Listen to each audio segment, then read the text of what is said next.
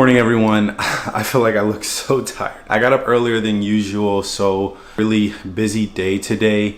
And I'm not a morning person. I thought I would be a morning person by moving to the city because it's a bit warmer than my hometown, along with just more things to do and places to experience. But nope, I still don't get up that early. But I woke up today around 8:15. It's currently 9:15. So today we're gonna be doing a day in my life in New York City with an iPhone 14 Pro. We're gonna be doing some camera testing and checking out the battery performance, amongst a few other things.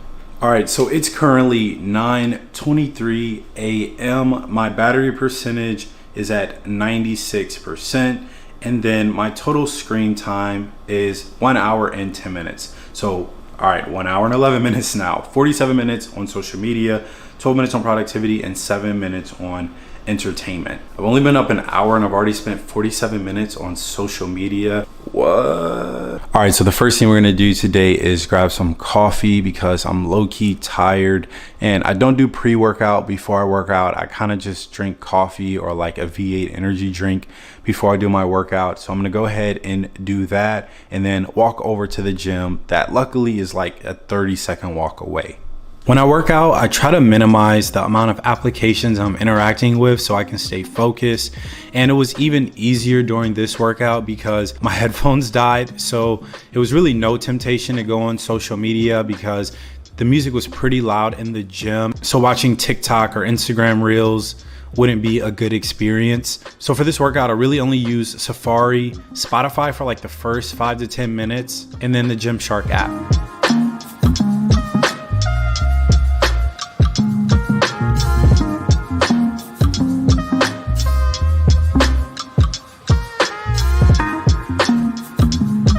All right, so we're gonna do a quick battery life check and we're going to look at how much screen time we have. So it is 2:04 p.m.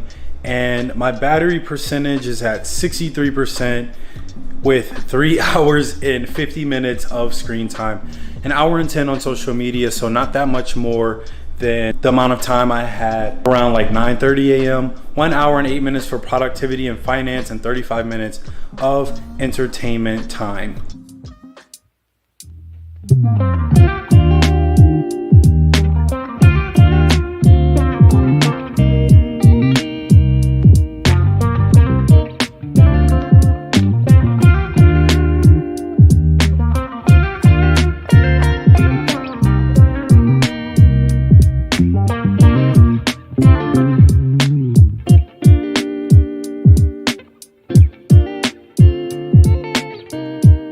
I definitely need to invest in a higher quality tripod for my iPhone.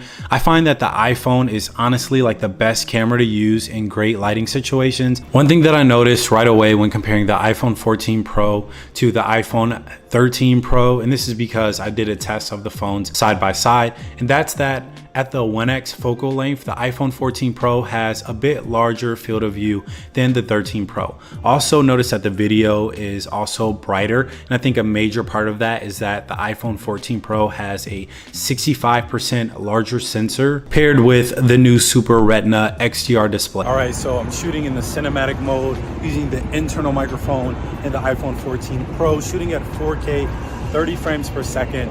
I never thought I would use cinematic mode, but I actually think I'll enjoy using it more for vlogging. We're in trances, going all to different places, different planets. Watch your aura pass me by, losing balance. What if we run out of time and second chances, empty-handed? I can see me using cinematic mode more often because the background, like the bokeh, looks more realistic. In previous iPhones, I felt like cinematic mode just looked like the bokeh looked a little fake and a little bit too fuzzy. Like my subject would go out of focus a lot and the edges of my subject that I was focusing on were just too fuzzy. And with that said, yes, I do think you could use this as a vlogging camera, and in certain situations you can replace your vlogging camera with this iPhone. And I guess in many situations you could, because you don't have to really worry about color grading the footage. Footage looks really good. The bokeh looks great. The lighting and exposure looks perfect. Pass me by, losing balance. What if we run out of time and second chances? Empty-handed. All right, so I have some creative concept work that I need to do with this brand that I'm working with, and I'm actually really excited to be working with. And things just come full circle when you work with brands that, you know, you use their services or their goods or like clothing or whatever. But I walked over to Manhattan West because it's a really nice scenic area that I could get some work done and maybe grab a coffee. No guarantees you'll find me. Said if it's faith you'll find me. Leaving the past behind. We're advances. Going off to different places, different planets.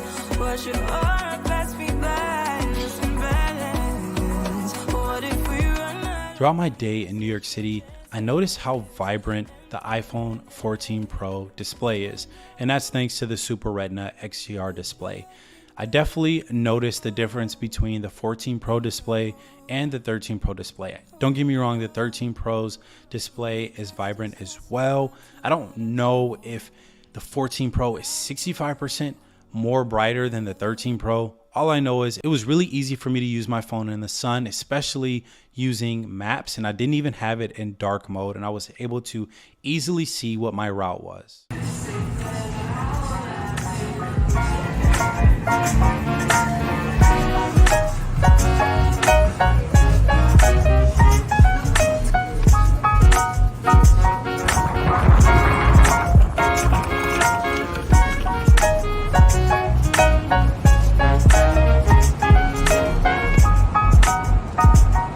All right, what's good, everyone? I'm officially back home.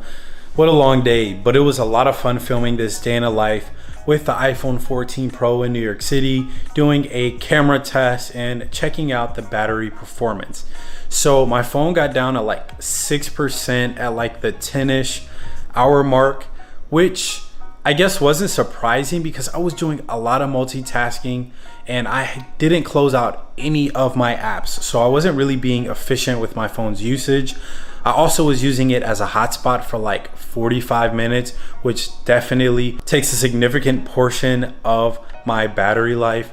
And I also was shooting in 4K 30 frames per second for the most part, along with shooting in that Pro RAW format as well. My total screen time for the entire day was about 7.5 hours. So pretty constant use since I woke up at like 8 a.m. and it's currently like 8 p.m. On a normal day where I'm not like putting the phone through the ringer and making sure I'm charging it, you for sure can get a whole day's worth of usage, especially for those of you who aren't taking public transit and have a car where you can actually charge your phone while you're commuting. Nonetheless, this was a lot of fun. I just love how sharp the footage was and like the depth of field with the cinematic mode and how true the colors were.